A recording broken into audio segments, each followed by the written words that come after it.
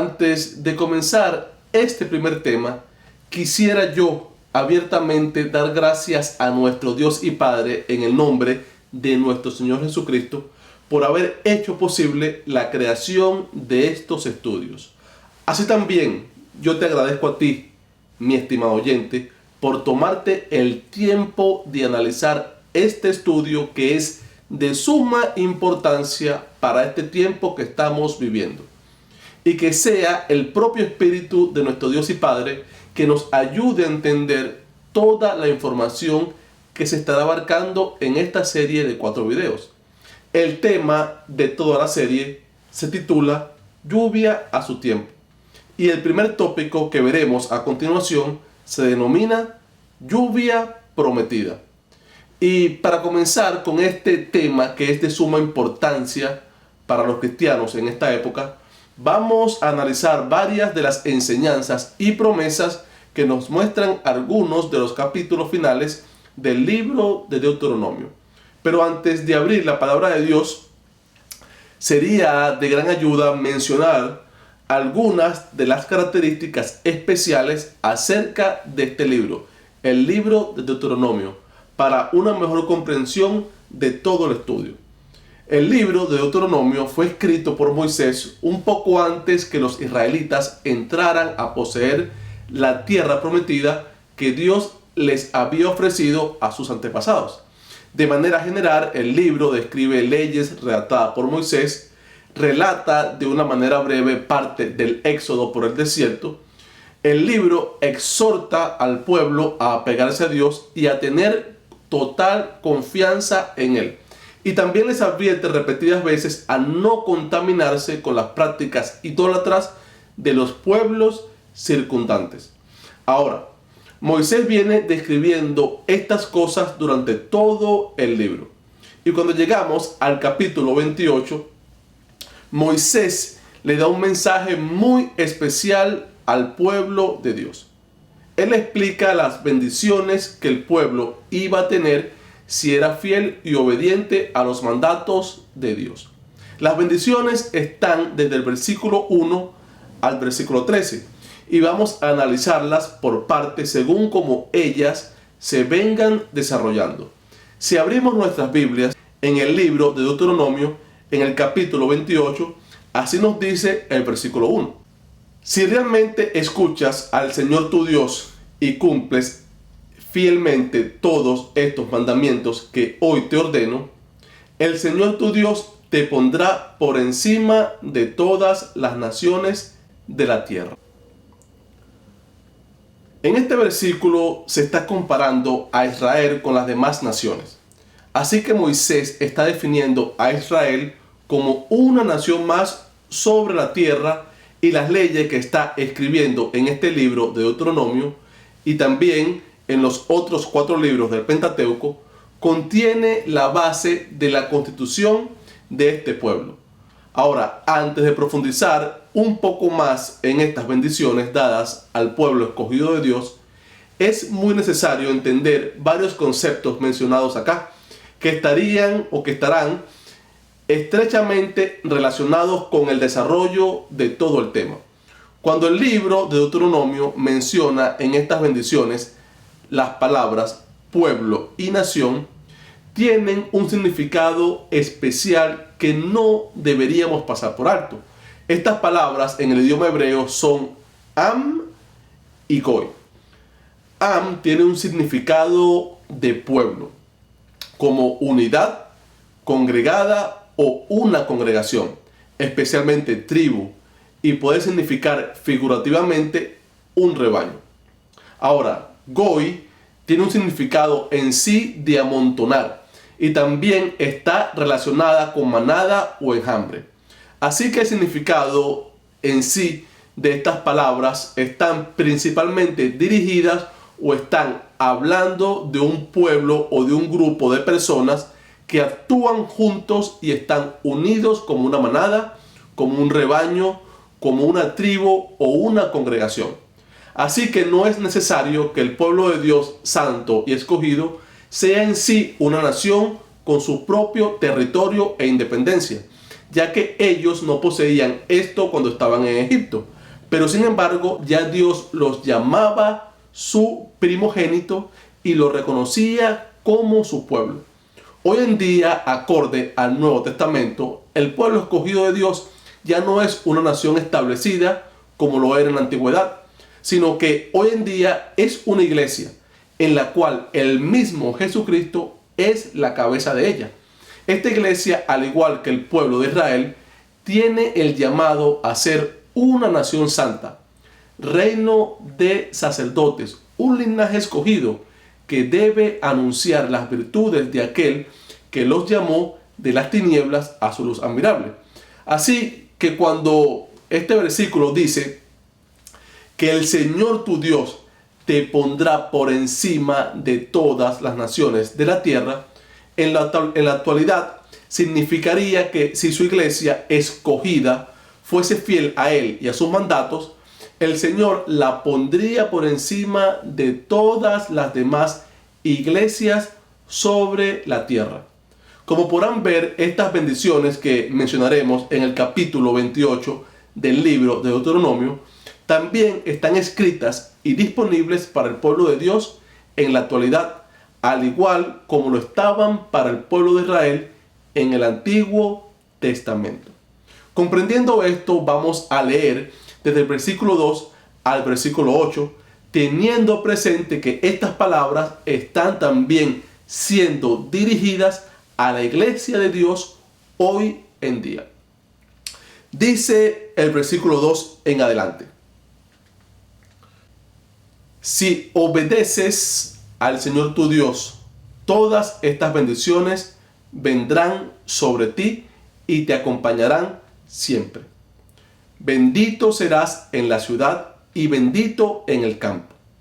Benditos serán el fruto de tu vientre, tus cosechas, las crías de tu ganado, los terneritos de tus manadas y los corderitos de tus rebaños. Benditas serán tu canasta y tu mesa de amasar. Bendito serás en el hogar y bendito en el camino. El Señor te concederá la victoria sobre tus enemigos. Avanzarán contra ti en perfecta formación, pero huirán en desbandada. El Señor bendecirá tus graneros y todo el trabajo de tus manos. El Señor tu Dios te bendecirá en la tierra que te ha dado. Como podrán notar en estos versículos, estas bendiciones son promesas que están siendo principalmente dirigidas a todo lo relacionado con la agricultura y ganadería. Pues en aquella época esto era lo que producían como principal recurso las naciones de esa región. Al igual, Dios le da la promesa de protegerlos contra todos sus enemigos. No importando cómo o de dónde viniesen, iban a huir sin remedio al enfrentarse a su pueblo escogido. Dicen así los versículos 9 y 10. El Señor te establecerá como su pueblo santo, conforme a su juramento, si cumples sus mandamientos y andas en sus caminos. Todas las naciones de la tierra te respetarán al reconocerte como el pueblo del Señor. Algo que quiero acotar acerca de estos versículos es que el pueblo de Israel era considerado por Dios como su pueblo santo. En otros textos de la Biblia lo mencionan como su pueblo escogido, pueblo especial y su primogénito. Pero estas características de santo, escogido, especial y primogénito no significaba que era el único pueblo de Dios, ni tampoco el único pueblo que tenía prometido bendiciones del Dios del cielo. ¿Por qué yo digo esto? El libro de Deuteronomio, en el capítulo 2, nos dice que Israel fue el último pueblo en tomar posesión de la tierra prometida. Ya los edomitas, que eran descendientes de Esaú, y los moabitas, que eran descendientes de Lot, ya se habían establecido en el territorio que Dios les había dado por heredad según la promesa hecha a sus antepasados. Dios guió a estos dos pueblos en la conquista de sus territorios y ellos ya habían expulsado a los moradores que habitaban en sus tierras. Dios le da a entender al pueblo de Israel que ellos debían tener respeto por estas donaciones. Así que si ellos pasaban por sus poblados, debían pagar todo lo que comiesen y bebiesen. De hecho, Moisés describe al pueblo de los edomitas como el pueblo hermano de la nación de Israel. Así que no cabe la duda que estos pueblos eran pueblos de Dios, aunque Israel era el escogido para ser una nación santa. Y como yo mencioné antes, una de las características del libro de Deuteronomio es que exhorta y anima al pueblo de Israel a tomar posesión de la tierra prometida, pues le tocaba el turno a ellos de confiar en Dios para hacer de esta promesa una realidad. Y cuando este pueblo escogido de Dios cruzó el Jordán para comenzar a conquistar la tierra, días antes de su primera batalla contra Jericó, Rahab, una mujer que vivía en esta ciudad de Jericó, reconoce que los ciudadanos de Jericó y de sus alrededores sabían cómo Dios había hecho muchas proezas al pueblo de Israel. Esta es una de las maneras como Dios da a entender que su mano protectora estaba sobre su pueblo escogido. Ahora, nos dice el versículo 11 del capítulo 28 de Deuteronomio de esta manera: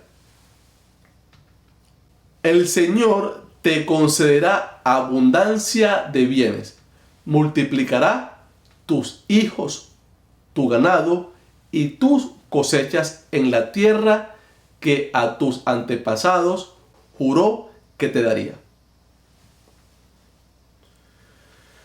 El pueblo de Israel, como nación agropecuaria, tenía la base de su economía en la abundancia de la producción de su suelo. Primero, basados en el éxito de sus cosechas, y segundo, en la cantidad y calidad de hierbas que producía su territorio para la alimentación de su ganado.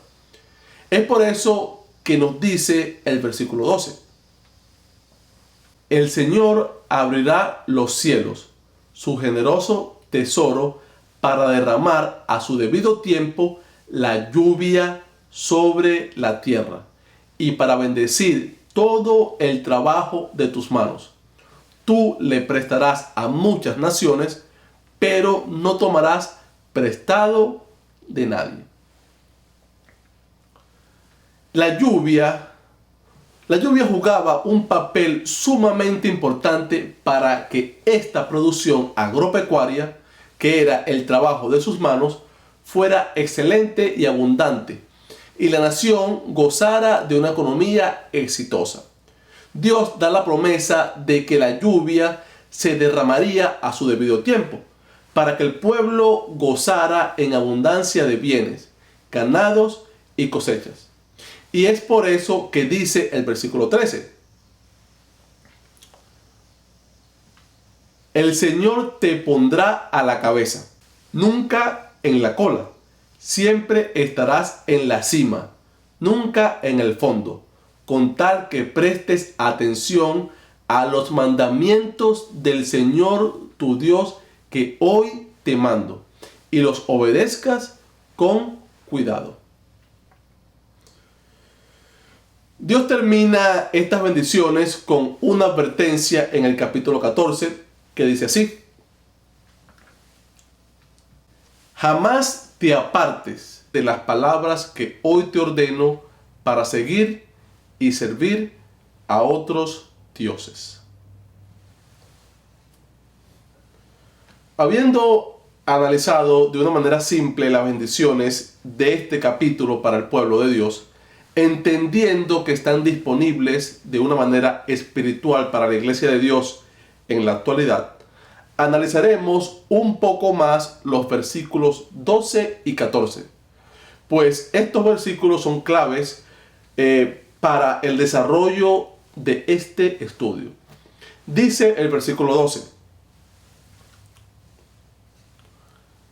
El Señor abrirá los cielos, su generoso tesoro, para derramar a su debido tiempo la lluvia sobre la tierra y para bendecir todo el trabajo de tus manos. Tú le prestarás a muchas naciones, pero no tomarás prestado de nadie. El punto que veo de vital importancia en este versículo es que, como mencioné anteriormente, la lluvia es de suma importancia para una economía basada en la siembra. Pero también dice el versículo que Dios abrirá los cielos, su generoso tesoro.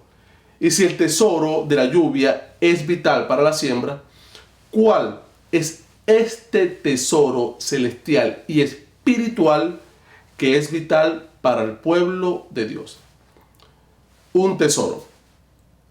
Tesoro se puede definir de diferentes maneras. Tesoro es un conjunto de dinero, joyas y otros objetos de valor. Tesoro son artículos de valor reunidos en un lugar. También podemos decir que tesoro es una cantidad de dinero o cantidad de alhajas, etcétera, reunidas y guardadas.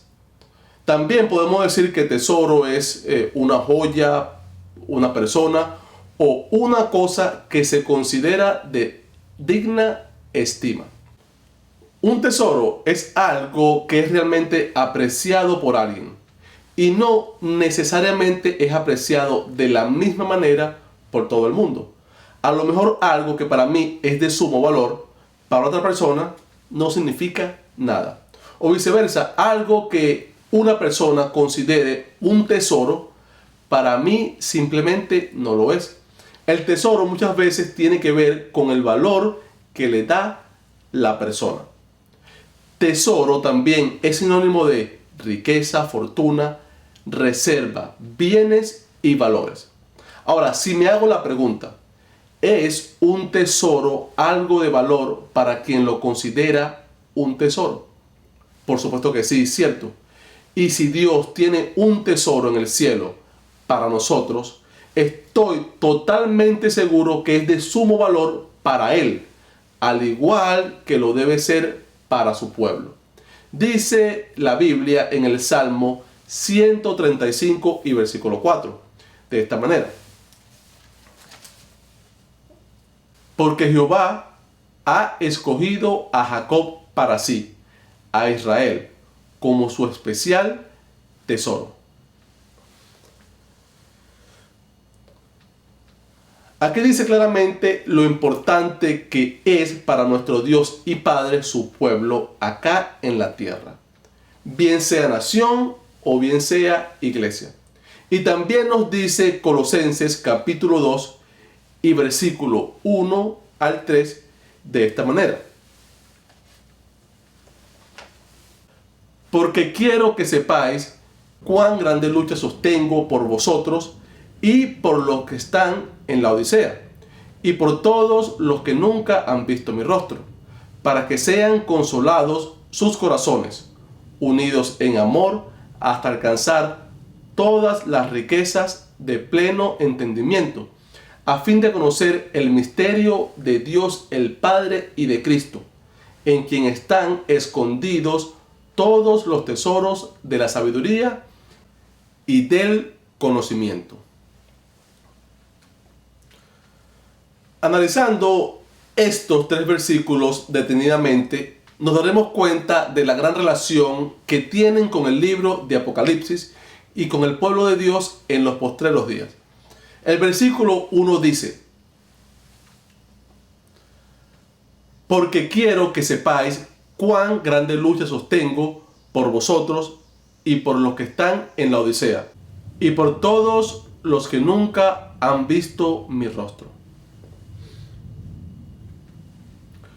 El apóstol Pablo expresa acá claramente en este versículo su angustia personal por tres iglesias o tres grupos de la iglesia.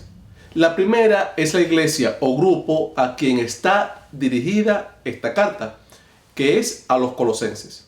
La segunda preocupación del apóstol es por la iglesia o grupo de la Odisea. Y la tercera es la preocupación por la iglesia o grupo que nunca ha visto su rostro. Este mensaje del capítulo 2 es de un valor muy importante para la iglesia del tiempo del fin, ya que esta iglesia o pueblo posee las tres características a quien el apóstol escribe estos versículos. Primero, toda la carta de los Colosenses tiene un mensaje directamente relacionado para guiar al pueblo de Dios en el tiempo del fin. Segundo, según el Apocalipsis, estamos en el periodo de la iglesia de la Odisea. Y tercero, el pueblo del fin no conocerá ni verá el rostro del apóstol Pablo en persona, y por ende no podrá escuchar sus consejos personalmente, sino a través de sus escritos. Ahora nos dice el versículo 2 de este capítulo 2 de Colosenses de esta manera: para que sean consolados sus corazones, unidos en amor, hasta alcanzar todas las riquezas de pleno entendimiento, a fin de conocer el misterio de Dios el Padre y de Cristo. Este versículo claramente nos aconseja estar unidos en el amor y en la lucha por alcanzar la riqueza del pleno entendimiento. Y esto da a conocer el misterio de Dios el Padre y de su Hijo Jesucristo. Ahora, según el versículo, el conocer al verdadero Dios y conocer a su Hijo es un misterio revelado a su verdadero pueblo. Y esta revelación es un resultado de conocer las riquezas de pleno entendimiento.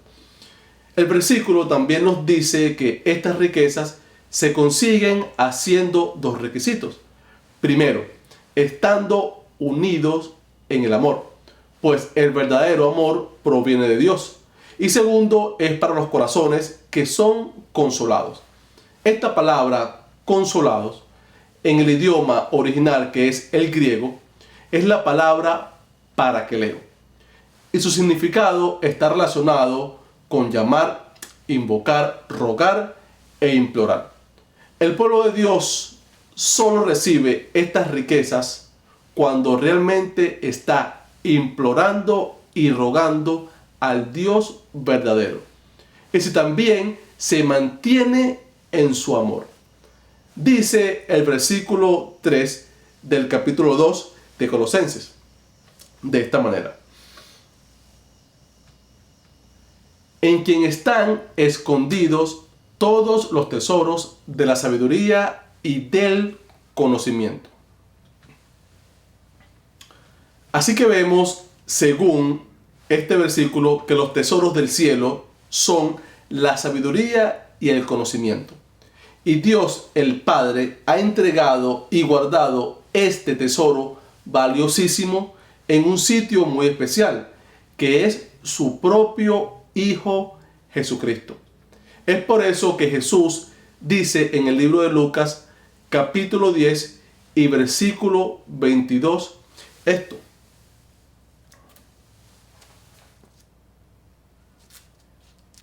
mi Padre me ha entregado todas las cosas.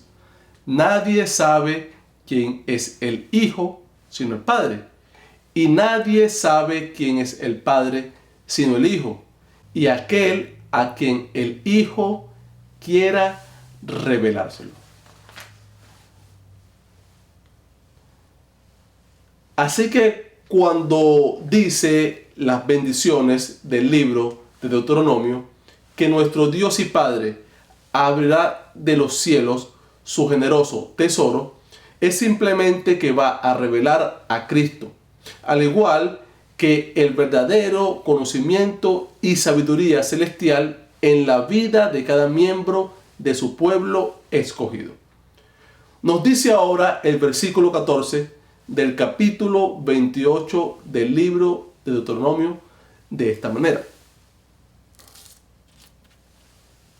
jamás te apartes de ninguna de las palabras que hoy te ordeno, para seguir y servir a otros dioses. Nuestro Dios advierte a su pueblo a no apartarse de sus mandamientos. Y es muy curioso que de todos los mandamientos que Dios ha dado a su pueblo, al concluir con las bendiciones, solo mencionó uno en específico como advertencia, que es el no seguir a otros dioses. Bíblicamente, el tener otros dioses, aparte del Dios verdadero, es llamado idolatría.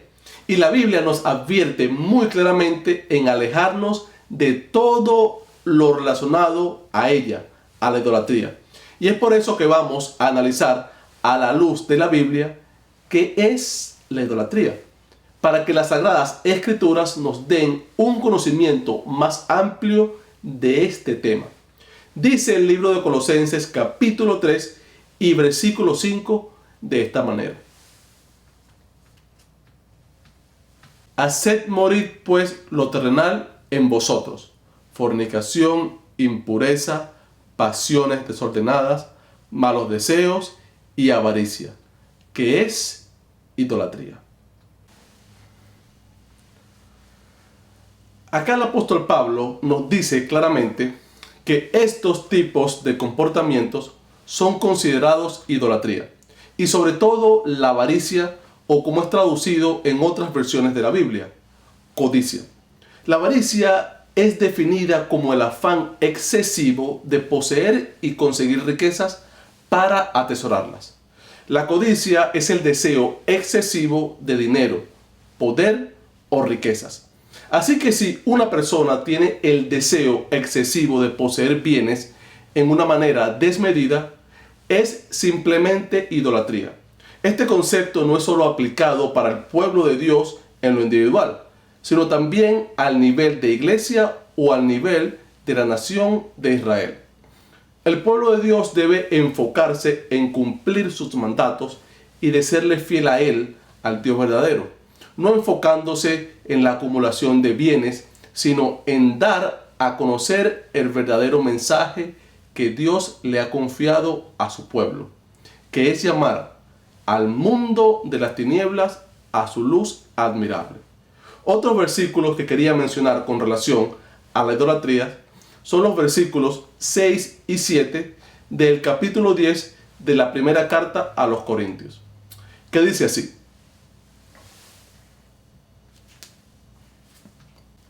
mas estas cosas sucedieron como ejemplos para nosotros, para que no codiciemos cosas malas, como ellos codiciaron, ni seáis idólatras como algunos de ellos, según está escrito: se sentó el pueblo a comer y a beber, y se levantó a jugar. El apóstol Pablo, cuando escribe estos versículos, hace referencia al hecho que pasó en el libro de Éxodo capítulo 32 y versículos del 5 al 8. Si buscamos en la palabra de Dios, si buscamos en nuestras Biblias en ese capítulo, Éxodo 32 y versículos del 5 al 8, así nos dice la palabra de Dios.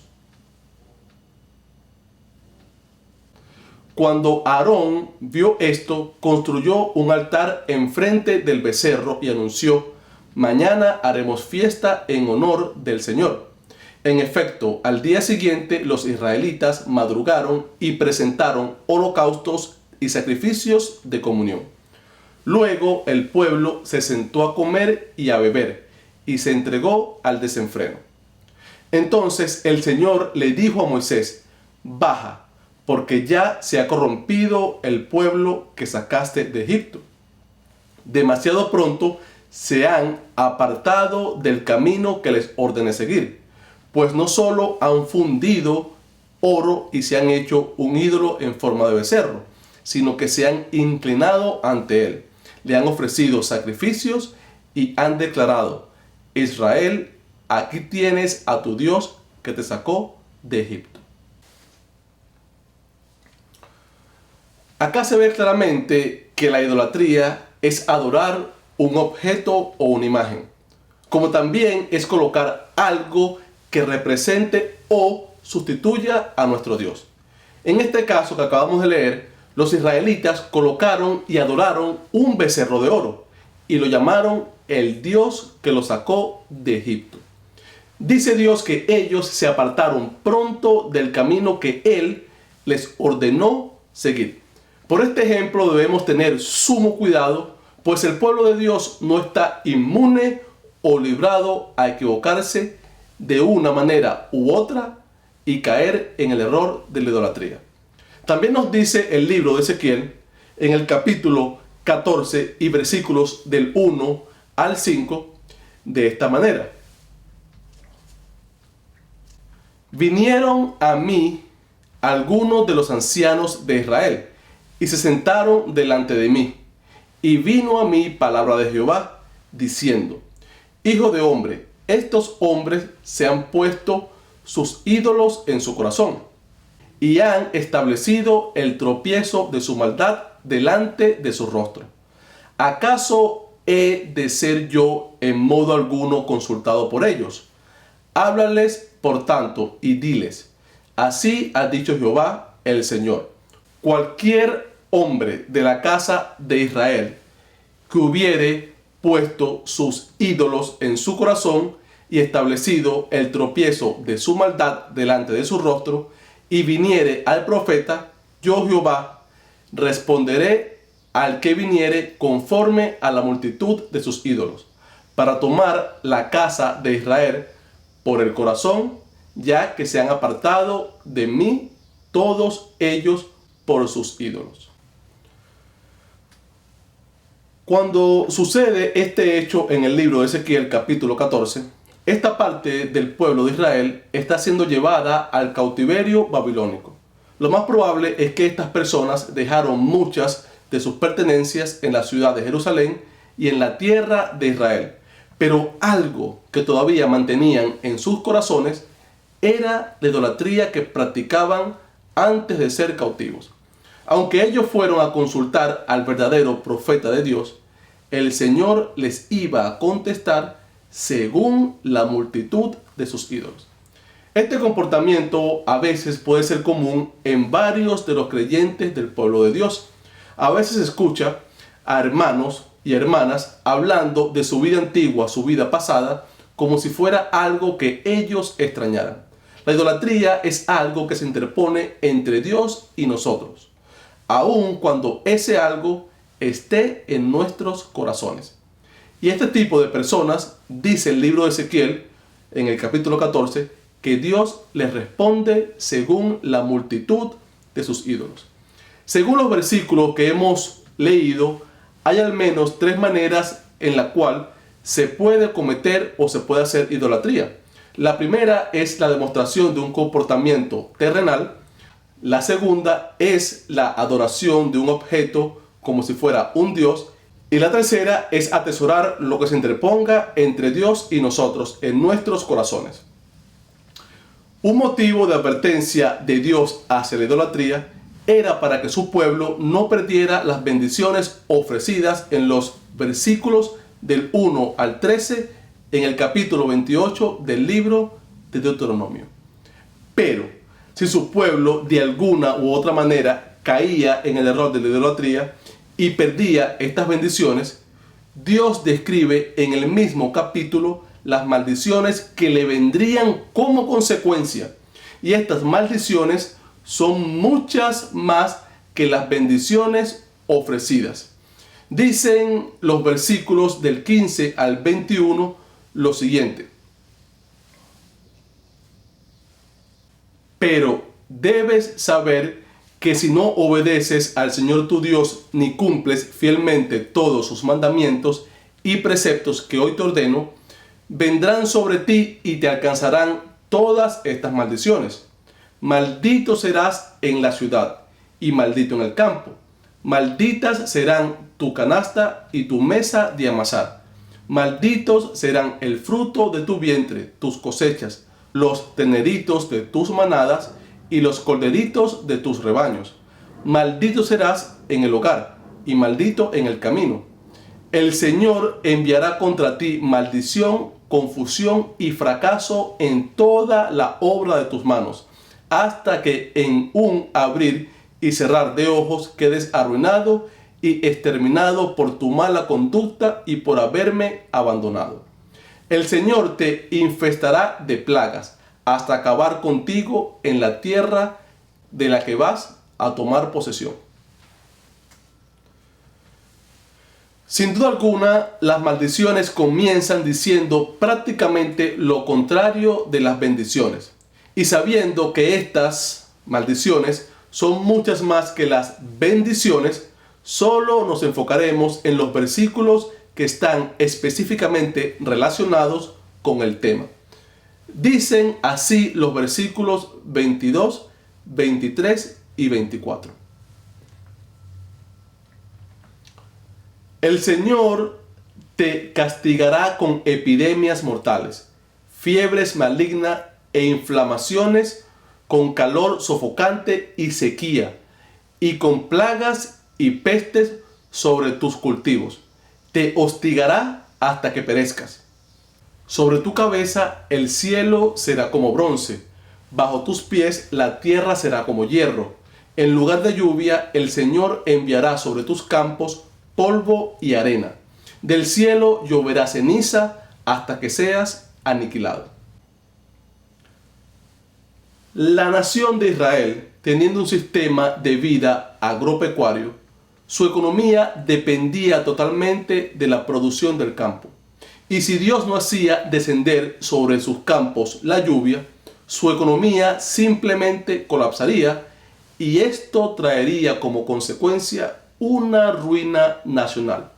Dicen los versículos que Dios mandaría sequía, convertiría el cielo como bronce y mandaría ceniza, polvo y arena en lugar de lluvia. Si esta maldición alcanzara al pueblo de Dios en la actualidad, las consecuencias serían las mismas, pero de una manera espiritual. Ya nuestro Dios y Padre no haría que ese tesoro generoso del cielo, que es el conocimiento y la sabiduría revelados en Cristo Jesús, descendiera a nosotros como lluvia a su tiempo. Su pueblo sufriría una sequía espiritual y por ende su iglesia no daría los frutos espirituales que se describen en las Sagradas Escrituras.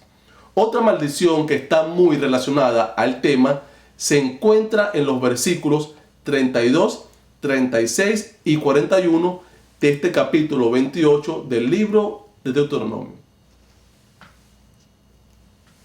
Tus hijos y tus hijas serán entregados a otro pueblo, y tus ojos lo verán y desfallecerán por ellos todo el día, y no habrá fuerza en tu mano. Jehová te llevará a ti y al rey que hubieres puesto sobre ti, a nación que no conociste ni tú ni tus padres, y allá servirás a dioses ajenos, al palo y a la piedra. Hijos e hijas engendrarás, y no serán para ti, porque irán en cautiverio. El alejamiento de Dios iba a traer como consecuencia al pueblo de Israel el sufrir la tragedia de ser cautivos a otras naciones de la tierra. Serían desterrados a otros países en donde ellos serían un pueblo totalmente oprimido y donde la libertad de adoración que tenían los pocos servidores fieles del Dios verdadero sería prohibida o puesta a duras pruebas, como sucedió con el caso de Daniel y sus amigos en Babilonia. Ahora bien, ante estas calamidades que ellos sufrirían como consecuencia de la idolatría y la desobediencia, el capítulo 30 del libro de Deuteronomio explica la solución para el pueblo de Dios si éste cayera en las maldiciones del capítulo 28. Nos dice el libro de Deuteronomio, capítulo 30, desde el versículo 1 al versículo 3. Sucederá que cuando hubieren venido sobre ti todas estas cosas, la bendición y la maldición que he puesto delante de ti, y te arrepintieres en medio de las naciones a donde te hubiere arrojado Jehová tu Dios, y te convirtieres a Jehová tu Dios y obedecieres a su voz, conforme a todo lo que yo te mando hoy, tú y tus hijos con todo tu corazón y con toda tu alma, entonces Jehová hará volver a tus cautivos y tendrá misericordia de ti y volverá a recogerte de entre todos los pueblos a donde te hubiere esparcido Jehová tu Dios. Vemos acá en estos versículos que Dios da a entender que si su pueblo sufría la maldición del cautiverio, como pasó en el caso cuando fueron llevados cautivos a Babilonia, si ellos se arrepentían de corazón y dejaban atrás sus pecados, Dios les daba la seguridad de traerlos a Él y de recogerlos de todos los lugares donde ellos estaban esparcidos. Ahora nos dicen los versículos 10 y 11 de este capítulo 30 del libro de Deuteronomio. Cuando obedecieres a la voz de Jehová tu Dios para guardar sus mandamientos y sus estatutos escritos en este libro de la ley, cuando te convirtieres a Jehová tu Dios con todo tu corazón y con toda tu alma, porque este mandamiento que yo te ordeno hoy no es demasiado difícil para ti, ni está lejos. Este último versículo dice claramente que este mandato dado al pueblo escogido no está lejos ni es difícil. Así que está claro que si alguien o una iglesia piensa que la obediencia a la ley de Dios es algo imposible de cumplir, estaría llamando mentiroso a nuestro Dios y Padre. Pues dice aquí claramente que el cumplimiento de su ley no está lejos ni es difícil. Ahora nos dice el versículo 16 de este mismo capítulo. Porque yo te mando hoy que ames a Jehová tu Dios, que andes en sus caminos y guardes sus mandamientos, sus estatutos y sus decretos, para que vivas y seas multiplicado, y Jehová tu Dios te bendiga en la tierra a la cual entras para tomar posesión de ella. Solo la limpieza de la idolatría, la humillación, el arrepentimiento y la demostración de un verdadero amor hacia Dios y hacia el prójimo podrían hacer volver al pueblo de Dios del cautiverio entre las naciones de la tierra. Ellos tenían que entender la justicia de los caminos de Dios y la rectitud de sus mandamientos. El pueblo, una vez de vuelta de su cautividad, comenzaría a disfrutar nuevamente de las bendiciones ofrecidas al principio del capítulo 28. Y la lluvia siempre caería a su tiempo, y Dios seguiría proveyendo su especial tesoro celestial, que es la revelación del verdadero conocimiento en Cristo Jesús. Y para terminar este primer tema, quisiera destacar algo importante acerca de este libro de Deuteronomio. Y es que cuando Jesús fue tentado en el desierto con preguntas difíciles y propuestas engañosas de parte de Satanás, Él respondió a todas estas tentaciones usando citas de este libro de la Biblia. Con este ejemplo de Jesús, podemos ver que las enseñanzas del libro de Deuteronomio son un escudo ante las artimañas y ante los engaños que pone el enemigo en nuestro sendero. Las enseñanzas de este libro nos ayudarán a tener un enfoque y la dirección correcta de los caminos de Dios. Ahora, mis apreciados hermanos, solo me queda extenderle una invitación para continuar con el resto de este estudio, la cual será explicado en los próximos 3 temas, que son titulados la sequía, la lluvia temprana y la lluvia tardía. Amén.